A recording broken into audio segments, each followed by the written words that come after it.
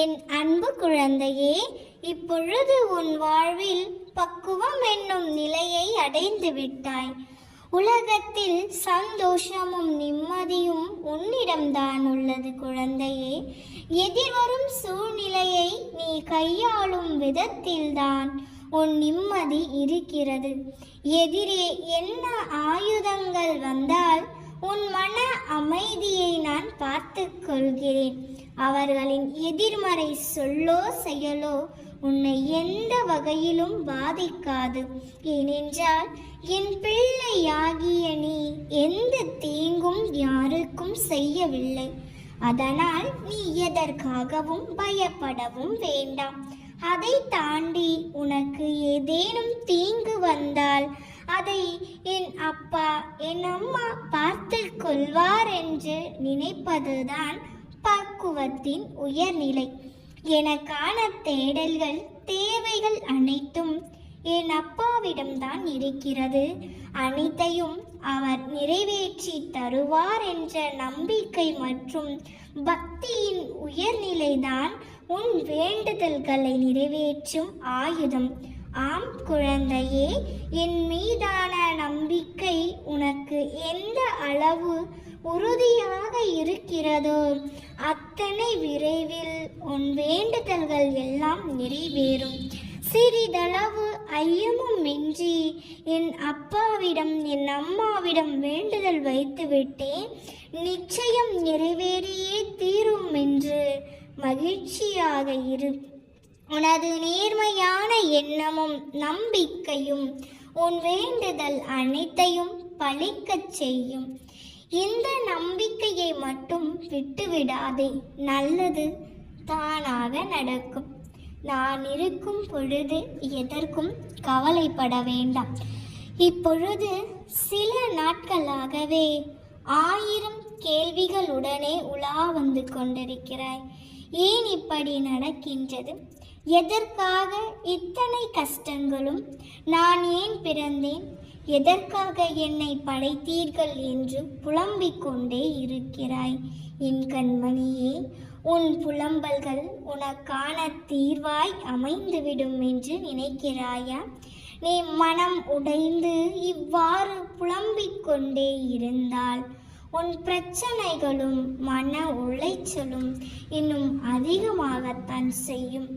உன்னை சுற்றியுள்ள சூழல்கள் உனக்கு மன அழுத்தத்தை ஏற்படுத்தும். எனவே வீணாய் உன் நிம்மதியை தேவையில்லாததை யோசித்து தொலைத்து கொள்ளாதே.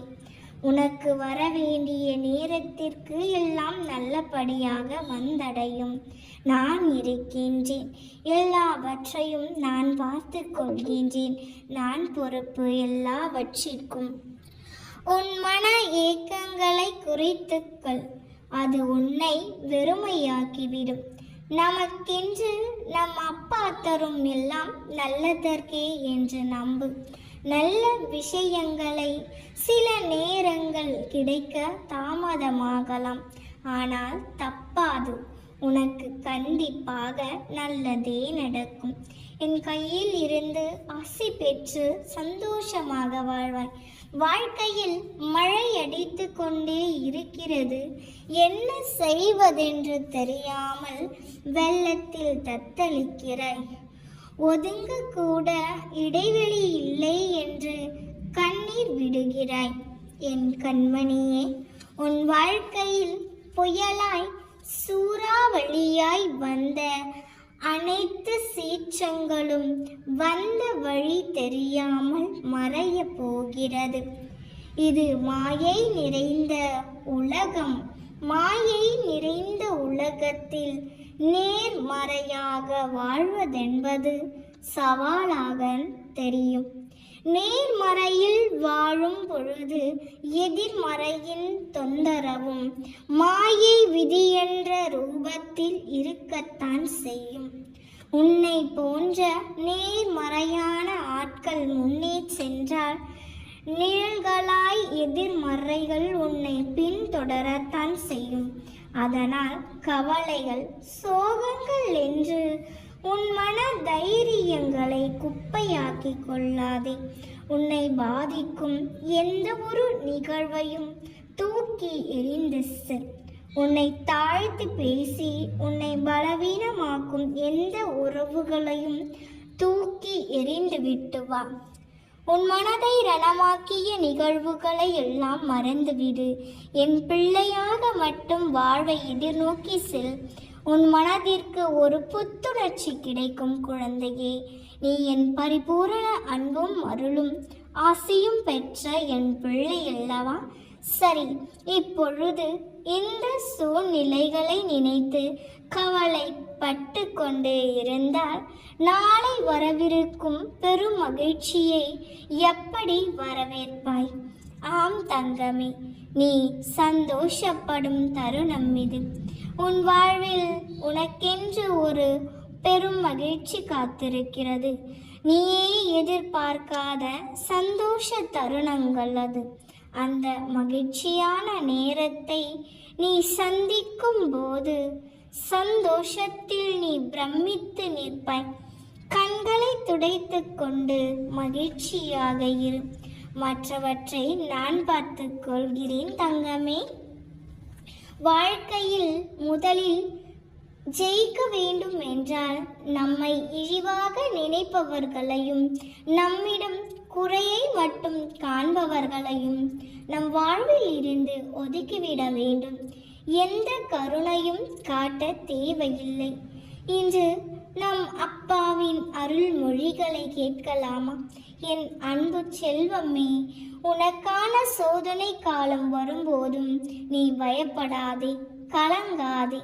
தாய் தன் பிள்ளைகளை கண்டித்து நடத்துவதைப் போல இறைவனான நானும் நாம் நேசிக்கின்றவர்களை கண்டித்து நடத்துகிறேன்.